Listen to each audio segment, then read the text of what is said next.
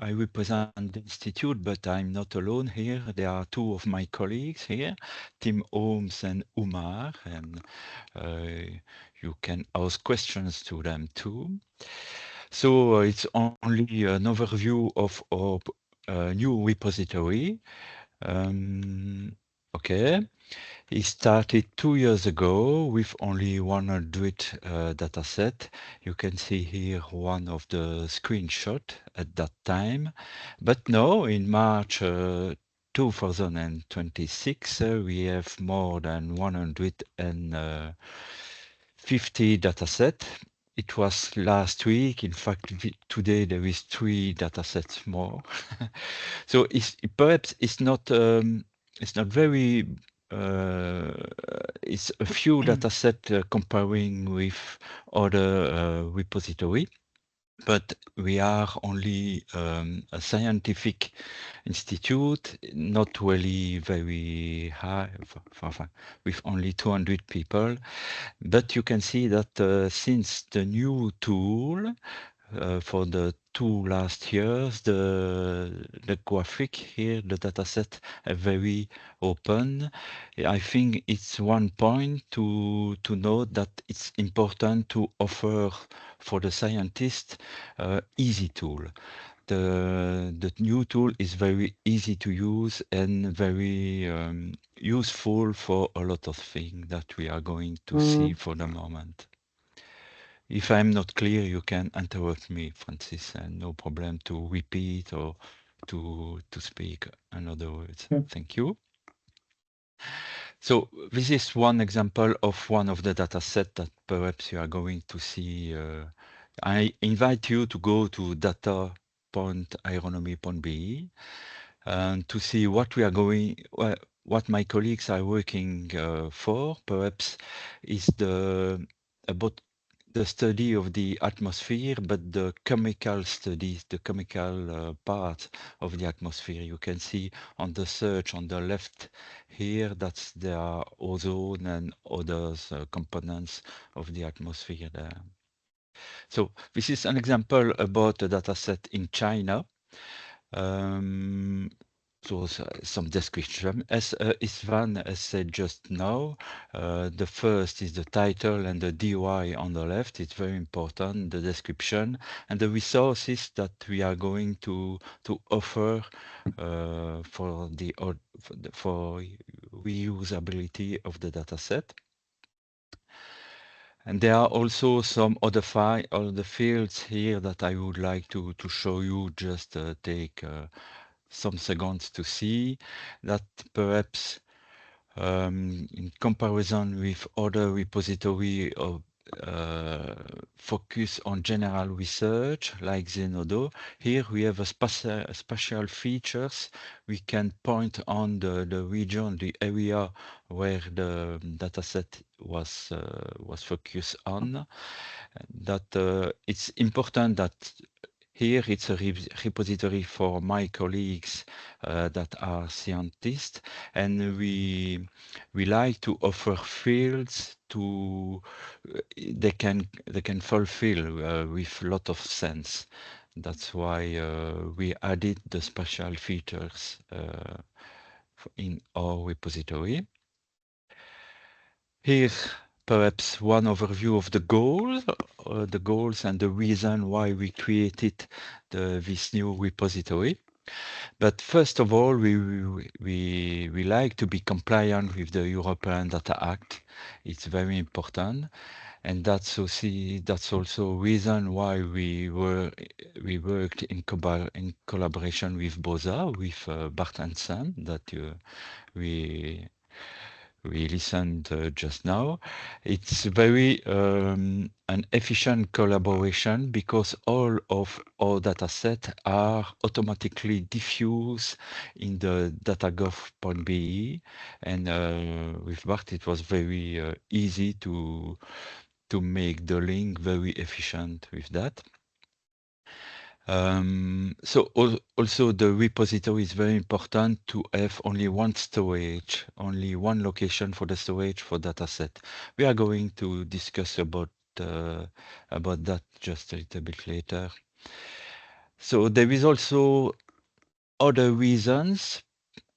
Perhaps we are going to change our point of view about that, but the first reason was to have one central point for our institute to one central point of diffusion that if everybody in the world want to know what we are going to do in our institute, they can go to our data repository.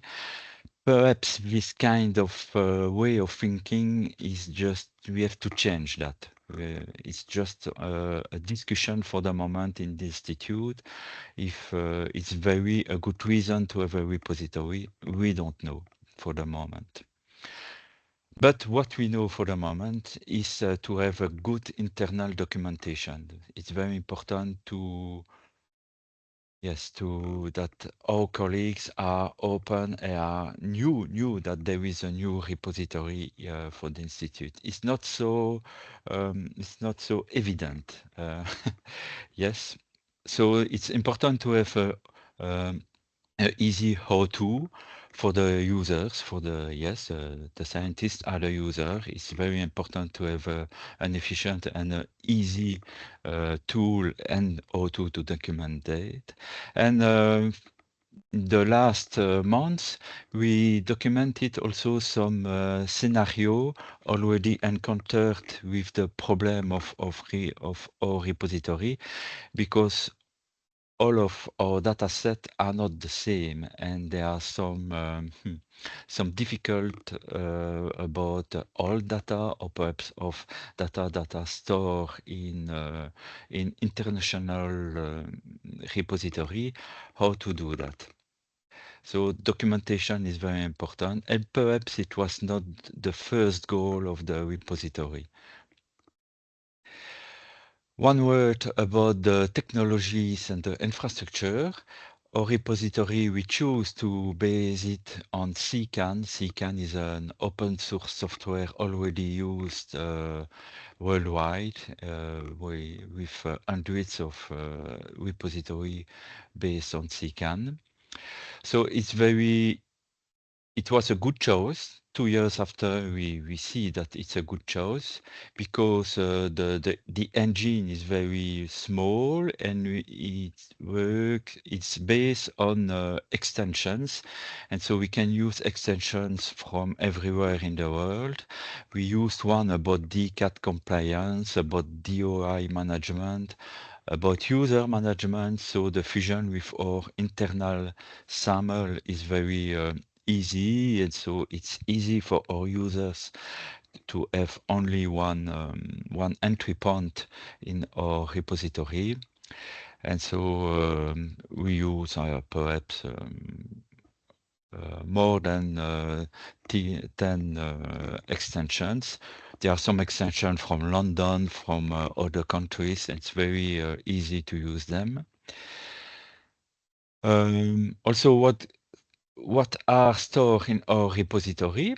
It's very important now, 2 years after the beginning, the start of the repository, we see that there are three kinds of resources in our repository. The first one, it's perhaps something that we didn't think about at the beginning, is the external links, because we have, my colleagues, my scientific colleagues, have a lot of data sets that are stored in space agencies, like, I don't know if you know the Copernicus project. It's a international project about ESA, about how to store the data from satellites. But of course, it's not about Belgium, when satellites are focused not only about one country, but about all the Earth. So all the data sets are stored basically in Copernicus project and other storage. So it's important for us not to forget this kind of data set, but to store the external links. And it's a bit like Isvan said just now. It's important to have rich and very good metadata, store in our repository, even if the dataset are not stored in the repository, but are stored in another repository. So it's the first type of resources in our repository. Of course, there are files directly stored in database. We fix the limit for the moment and 2 gigabytes. So there are a lot of dataset, text CSV, netcdf files inside our database directly in CCAN.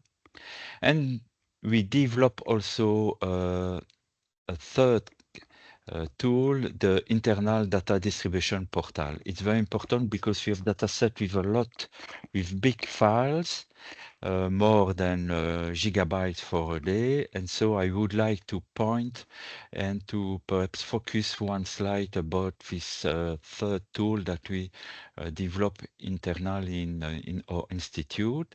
This is a screenshot of our data distribution portal. You can see on the right, so here there is the DOI. I don't know if you see my mouse here. So the DOI you can look, it's about dataset in Xi'an in China. And so we have 2 years of data about Xi'an, and only one day is 5 gigabytes, and you can see on the right. So it's important to have only one storage about this dataset, and the first storage is for the scientist in our server. And so it's not possible to have redundancy. So we develop a tool to find the good day that the scientist wants and to offer it with inside a zip file, and to diffuse it with this kind of tool.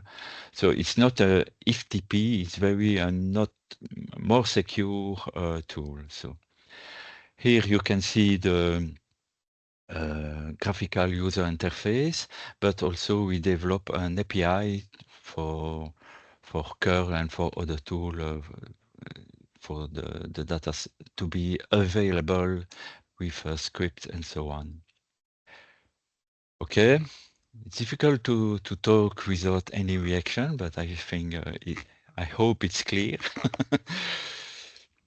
So we have just one slide for the one. I am in the time, Francis. Okay.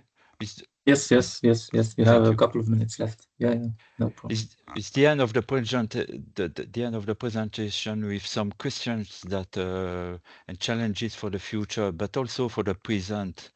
And so the first point that we would like to highlight is how to work or convince the scientist. It's not so easy. That's like we like that now there is in the FedOSC there are some trainings for scientists. It's very a good idea.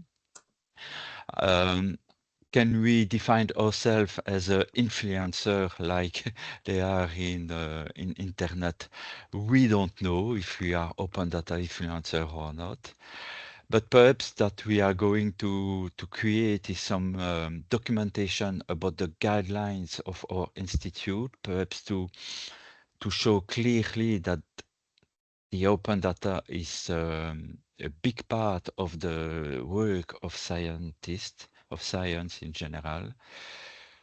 Perhaps you are going to integrate the GeoServer inside our repository. Is something that we would like to add a new feature, but we don't know if it's very a good idea. It's also important to know that inside our institute there are a lot of projects that have different contexts, perhaps very different, because inside our institute we have the space weather, and we are not alone with the space weather. And I don't know if you know, but all about data in space weather is already open for years and for years. So there are influencer more than us, space weather, but about the other projects, it's not the same. The open mind is not very shared between all the scientists.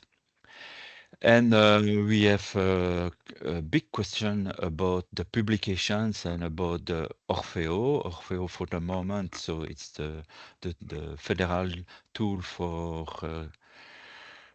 repository of all the papers and the publications by the scientists.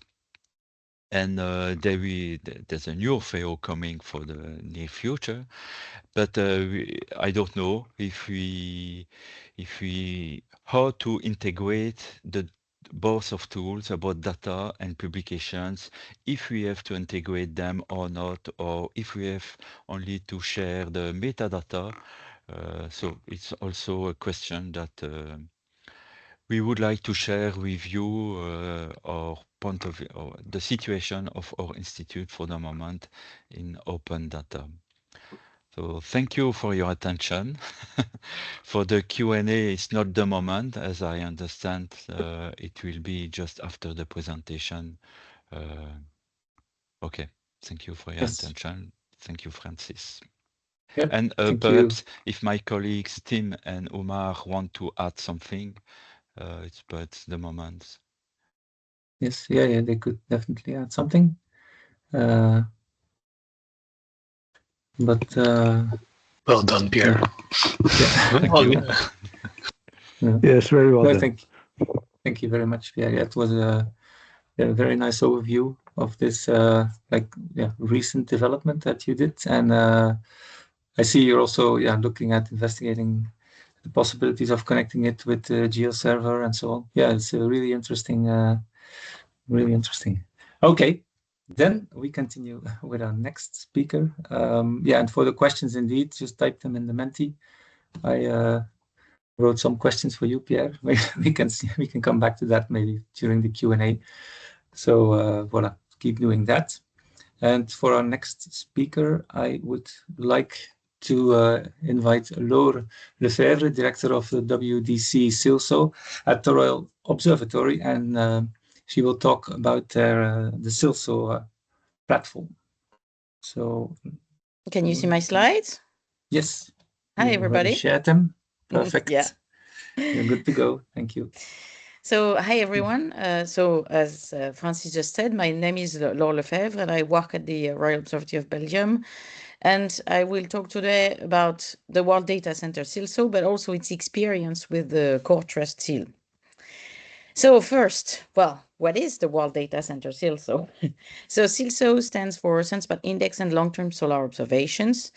It is the center for the production, the preservation, and the dissemination of the International Sunspot Number. This sunspot number is a combination of the number of spots and groups of spots on the surface of our sun. It is an indicator of the level of activity of the sun, of course, but why is it so important? Why do we have to have a world data center for that? It is the longest continuous scientific data set produced by direct observations of the sun. It spans more than 400 years and, in fact, multiple scientific paradigms. So, which means that the understanding of the science behind sunspots has changed over the time that we have recordings for. It is used in diverse fields, a lot of fields, from space weather to marine biology to stock markets. And it is a global index from worldwide observations. In that sense, ensuring that this data set remains trustworthy for the next century or even centuries requires a bit more than open access. It requires good data stewardships, which is why we are talking about it today. So what about this repository? It collects observations, so the number of spots and groups in the totally on the sun, in both hemispheres of the sun, so north and south, from many stations over the world. It produces the sunspot number. So you can see here on the right a figure that represents the workflow of what we do at CILSO. So what it does is that we have our observers, they observe the sun, so as I said, different quantities, and they enter their observations. So they're authenticated to enter their observations. And then through a web interface, sorry, that we call the WOLF interface. And there are some checks that are done at the level of the entries that are linked to the physics. For example, the total number of spots cannot exceed north plus south, which is evident, but sometimes you make mistakes. So the entry does some checks. Then the data are ingested.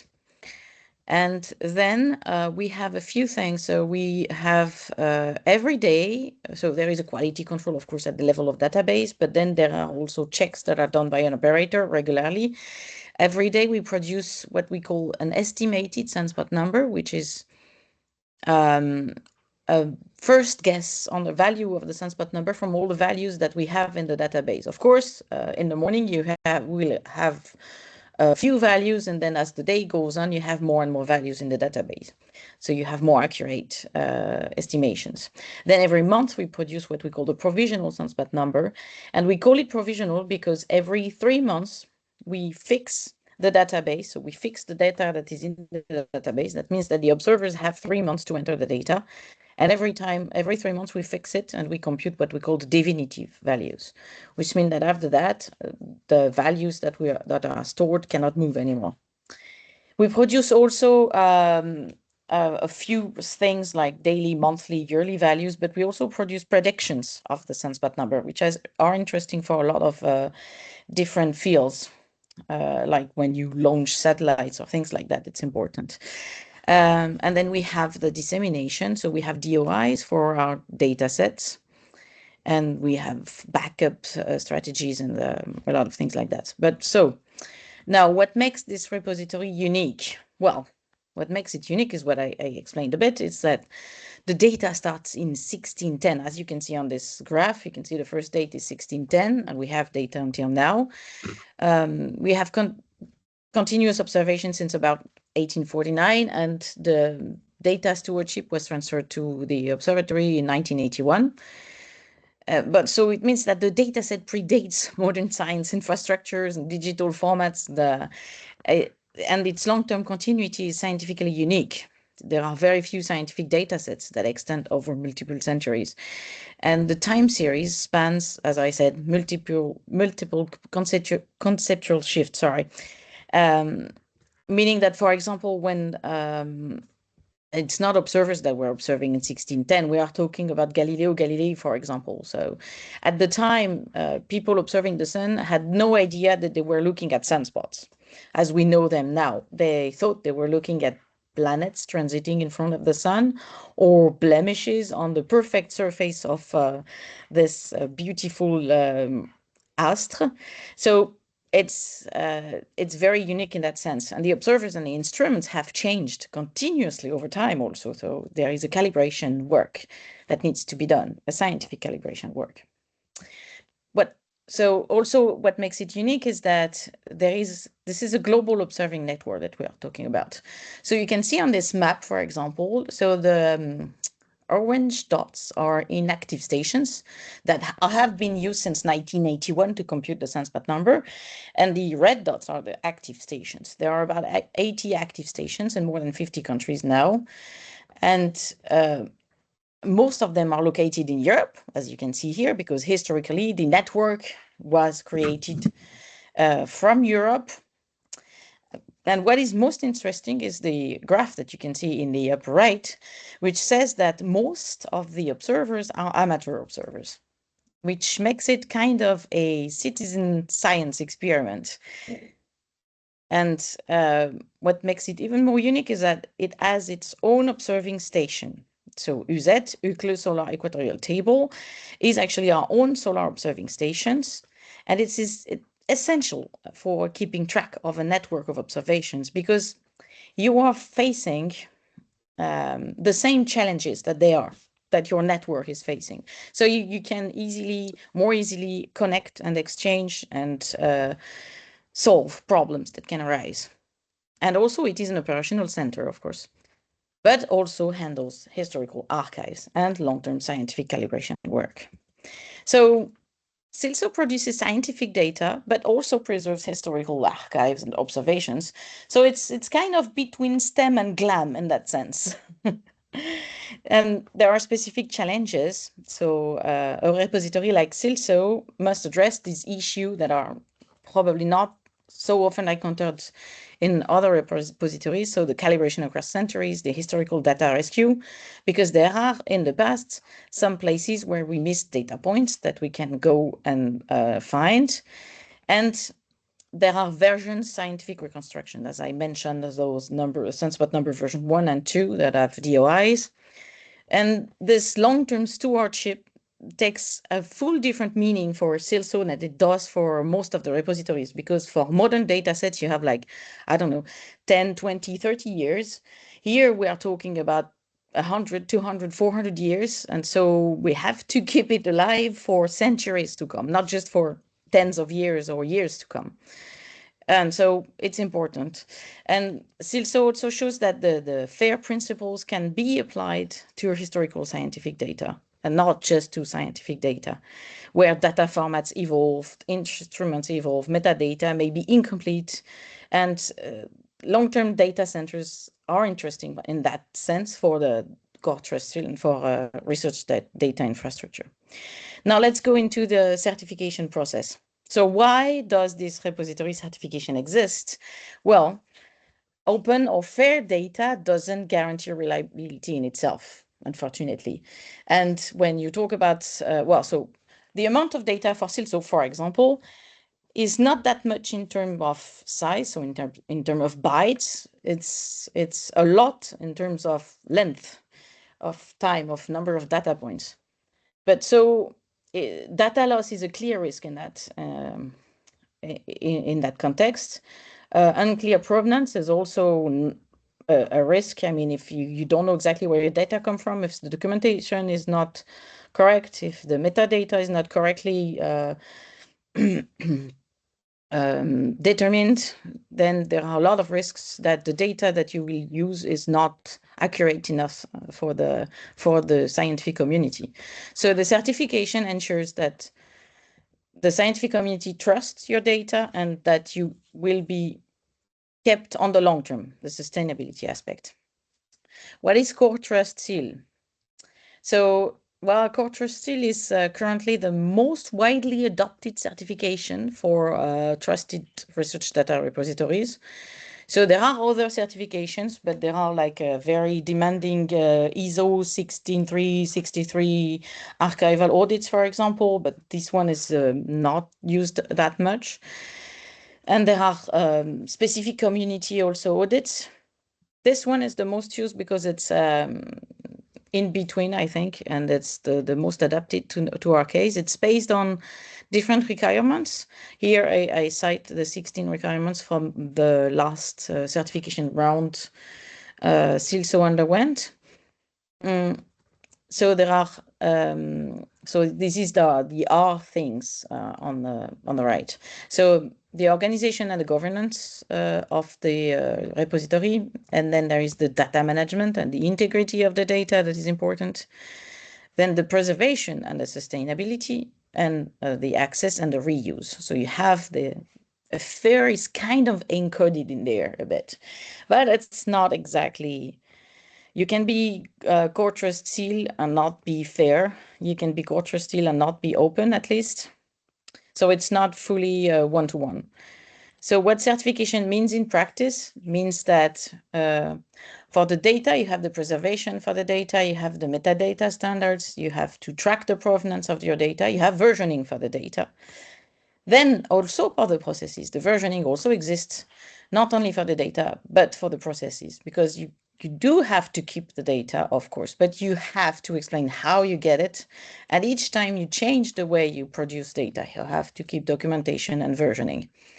You have the quality control and you have the documented workflows also. And then there is, it needs to be clear at the level of the institution what the governance is, and this impacts, of course, the long-term commitment. The fact that we are inside the Royal Observatory of Belgium, in fact, it's the longevity of the institution that is the Royal Observatory of Belgium that ensures the longevity of CILSO. And then there is the administration, so the access policies and the rules. When I say the rules, for example, GDPR in the case of CILSO is super important because we have observers, and 2/3 of our network are amateur observers, and we cannot release any information on their location or their name, well, on their exact locations. And there is also an administrative cost. In that case, I remember before 2018, the certification was free, and then it became 1,000 euros, and now it's 3,000 euros, and it's going up. Now, specifically for CILSO. CILSO has undergone 2 rounds of certification. It's within its second round of certification, close to the end, and the reviewers are very positive, so I'm almost done. But those rounds took time, both of them, because the first one was our, I would say, baptism by fire, and so it took a long time to actually achieve the level that was needed. And then the second round, you have to prove significant improvements versus the first one. So this is also a lot of work. It means less writing and more doing, in fact. Well, in the certification, you do a self-assessment of your repository's level of compliance with the requirements, which means that you look at the requirements and you try to evaluate to which level you are, and then you see if the referee agrees with you or not. And if you see that your level is not as it should be, then you have to work on implementing the improvements that are needed. This takes time. So, for example, in our data center, the observers enter the data through a web interface. And so we actually argued that this was an implicit consent to give the data, but we had to have an explicit consent. So we had to ensure that they actually filled in a form to give their explicit consent each time. Well, the first time they enter the data after we put the system into place. Then there is the preparation of the documentation. I heard the documentation in several of the previous talks, and I completely agree. The documentation is paramount to whatever we do in this. And so documentation, if the documentation is not already done at the time of certification, it takes a lot of time to do it. So it's an external peer review process. And then, so each time you answer those criteria, there are revisions, and then there is the final certification. The time spent on the process depends on the size, well, I say on the manpower that you have at your disposal. It's a long process for CILSO because we are a small structure in terms of manpower. And there is no specific funding for this process. So lesson learned in that lessons learned. So the importance of keeping up-to-date documentation. The improvements needed take time, but you can do them over time if you have long-term planning. The long-term preservation planning also is important. We need to have consistency in the metadata, and this is not always an easy feat, and the governance structure needs to be clear. All in all, the certification is an excellent motivation for making the repository even better. Well, and so the benefits for the scientific community, well, it increases the trust in the data set. Yeah. It encourages the alignment with FAIR principles and European Open Science Cloud infrastructures. Yes. But FAIR describes the data, Open defines the access condition, Core Trust Seal does not make data FAIR open, it simply ensures that the repository behaves properly while hosting them. Does it improve the reuse of the sunspot number? Well, for our case, it's hard to assess because the sunspot number is very specific and has always been used a lot. And it's hard to see if the certification has improved the number of access, number of publications, and things like that. But I mean, the use has certainly not diminished. And we have a stronger collaboration with international infrastructure, but not in the term science, more in the terms of handling the data in that sense, I would say.